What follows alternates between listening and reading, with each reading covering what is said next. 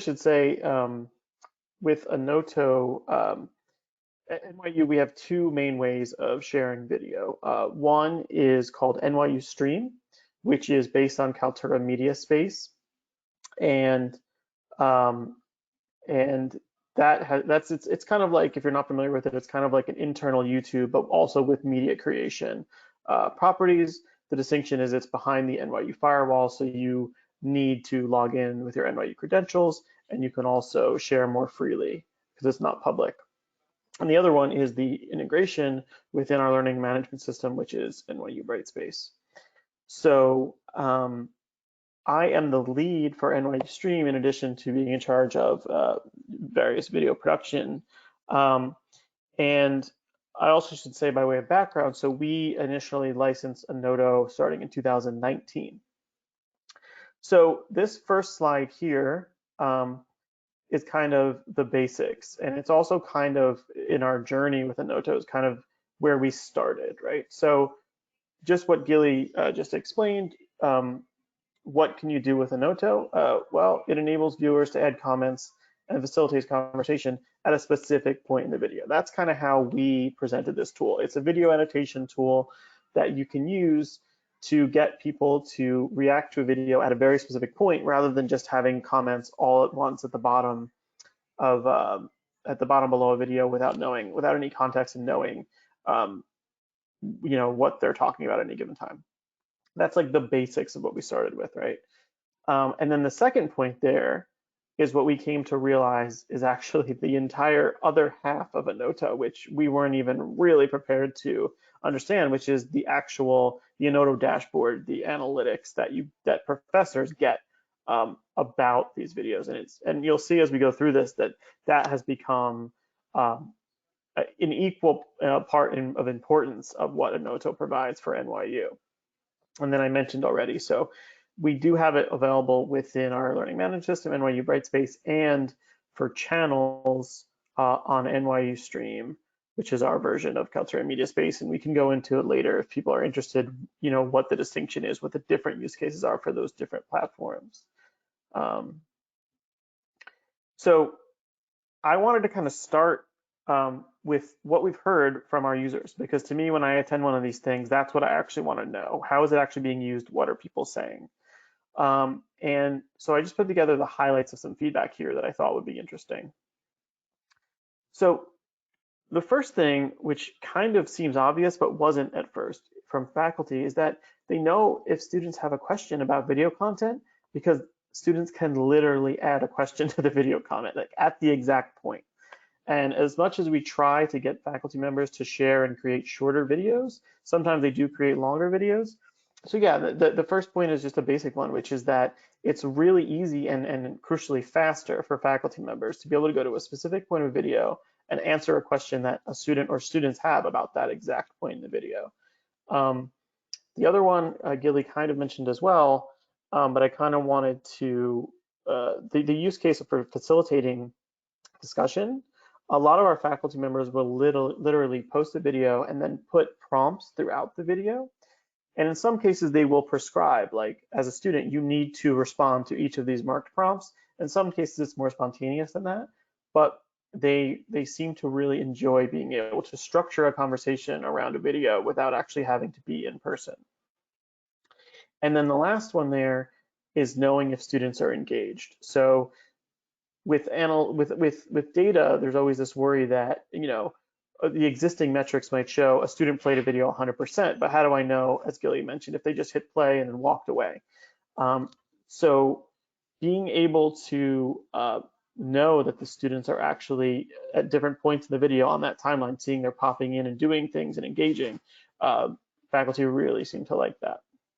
Now on the student side, they really like the experience of being able to sort of view a video as a group. So one use case we had for this was, especially during the pandemic, we have, NYU has a very big film school, and what they were missing out on was sort of the communal experience of screening films and having conversation. And we heard from students as well as faculty, but I actually heard from a lot of film students that it felt closer to watching a movie with their peers because they were able to make comments throughout the movie, just like you'd be maybe turning to someone and whispering at a very specific point. So that was something I've heard from students. The other thing I've learned from students, and this we all know this is true in a classroom, is a lot of times another student will post a question at a point in the video it's like going to a thread on an online forum and you're about to post something and you find somebody else making that same comment. That happens a lot with Anotto. So they'll say to me, oh, I was going to ask this, but somebody else already asked it, and look, the professor already answered it, and now there's a whole sub-thread that people are talking about. So that was really cool to hear. And the other thing that I hear about, and again, this has to do with professors posting longer videos than we would want, is the personal notes. So the fact that a student can watch a video, take personal notes as they go, and then maybe when it's midterm or final time, instead of having to watch all that video content again, they just go to their personal notes, they jump to the point of the videos that they have made a note for themselves to rewatch, and it just saves them a lot of time.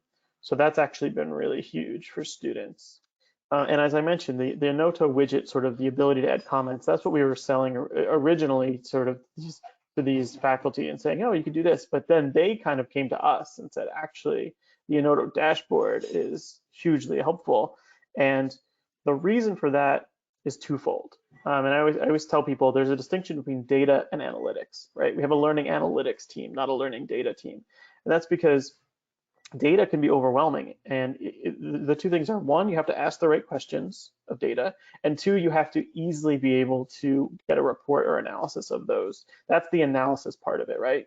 Asking the right questions and being able to get the answers based on the data. And so you can see here, two quick screenshots, how easily at a glance faculty can go in, they can see on the left, and there's another slide that shows this, but you can drill down, see what each student is doing. You can also see nicely here on the right how the actual comments will correlate to engagement. So that's really exciting to see that, like, yeah, sometimes there's a comment, there's a bunch of comments in a thread, but it's also almost always true that people, even if they're not adding a comment, they clicked on that comment to read it. And so that is an engagement, right? Just like people are listening in a class, they're learning, even though they didn't necessarily speak up, they're still part of that conversation or engaged in the conversation, I would say.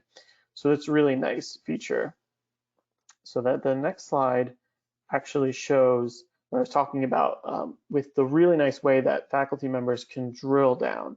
So everything from course level over, faculty members can say, okay, how's the class doing? Maybe if people are having a lot of questions, or are they generally interacting, right? And then at the video level, they can say, wait, a lot of people have questions around this one point. Is there something wrong with this video? Is there something particularly interesting, etc.? And then at the individual user level, they'll sometimes drill down and say, look, I have 10 videos in this course, and this user has viewed 0% of most of them at this point. And they can make an intervention of some sort, not necessarily at the grading level, because that's not a best practice that we, just grading based on data alone, but they can at least reach out to the student and find out, okay, what's going on, and sort of make an intervention before it gets to that level. And the far left, the organizational level, has been helpful for us as admins, because you can actually see more general trends about how a tool is being used over time, how it's increasing. So it's just, you can see even in the small thumbnails here, you can see sort of the beauty of the data visualization. And I really can't stress how important that is, because, well, as I'll get into in one of the later slides, if faculty members can't quickly use a dashboard to get to what they want, they just won't use it. And if users aren't using it, then we can have as many tools as we want, but it doesn't really mean anything. So we'll go to the next slide. Yeah, and so this is actually, I think, even though it's all text, is actually one of the most important slides here. And it's community demand, but it's basically, and this is probably the only tool that I've dealt with in my time where this to be true, it's totally adoption based and adoption driven. So what I mean by that is we've kind of expanded our support and use of Anotto over time, not because there's some new tool, like new option out there, new thing that we're pushing, but actually because our community is using the tool and demanding it. And Anotto has been able to have a solution for everything they've demanded. So I think I mentioned we started licensing in 2019, and we were actually getting a pretty good uptrend of usage, and then the pandemic hit, and it kind of jumped up significantly as a direct result, right? Because that just makes sense. We have people making and viewing lots of videos. Now they're viewing them remote, and they have this question, this problem to solve, which is how do we get students to interact around video remotely? And it was a blessing for us to be able to say, well, have you used Annoto? Because this is exactly what this tool is meant to be. And it worked out really well. And so, lots of percentages higher in terms of usage went up as the pandemic went on. But I will say it hasn't trailed off since then, okay? And that's an important note that I want to make. So during the pandemic, NYU, we had both synchronous and asynchronous remote classes, but it wasn't true that Annoto was used for one or the other.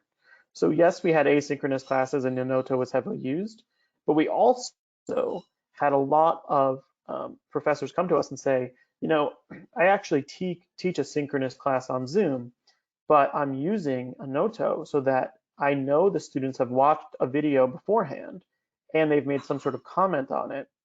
And we can actually use more class time for conversation based on the knowledge that they've already viewed that video asynchronously. So it's not a sort of either or, it's that the classes very much became synchronous classes with asynchronous work that was done prior to class time. And so I couldn't tell you how many faculty members I heard from like, wow, it's so nice that we don't have to use class time viewing, again, especially in like the film courses, like, an hour and a half worth of the film time, class time previously would be used for these super long classes because that's the only way to know that the students actually watched the video, and that's not the case anymore. So it frees up a lot of time.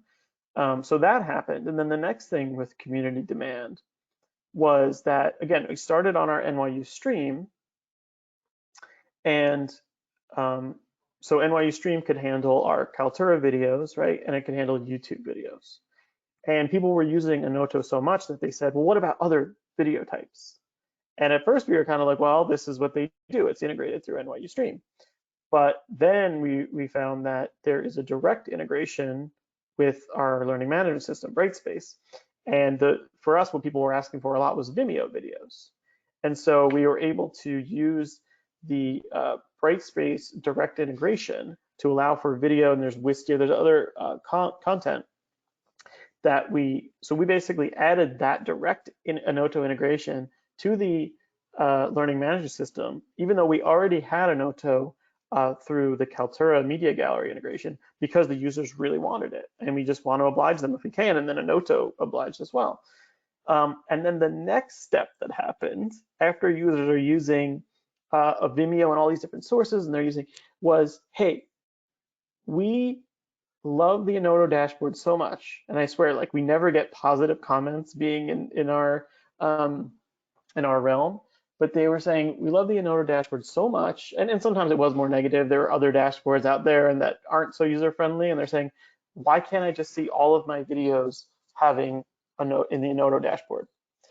And the answer actually was you can. It's just that we had to change some things up. So last semester, we changed Annoto to be on by default in an analytics only mode for all videos that are added through either the LMS integration or through NYU Stream.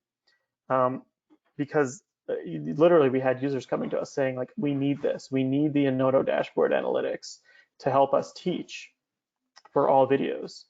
And like I said, that's never happened before, that basically the adoption and the usage is actually driving us to push how a tool is used. So I thought that that's actually the best sort of like testimonial for the tool, is that, a lot of other tools that we have, we're, adding a feature and then having to communicate that out and hoping there's adoption. And instead we're getting demand from, we have a couple of schools that are very analytics heavy, and they were coming to us and they were trying to get us to turn it on mid-semester. That's how much they wanted it, which is generally something we don't do. But we have people coming to us saying, hey, this tool is so useful that we need a way to use it more, which is kind of amazing to me. So I wanted to just make sure to point that out because it was pretty unique. So this slide here, I wanted to put in when might use Annoto because Gilly actually covered most of these and we've talked throughout prompting conversation. But sharing feedback on video presentations, I want to say that that is one of the heavier student uses for us, is a student will post something to a course's media gallery or to an assignment or something.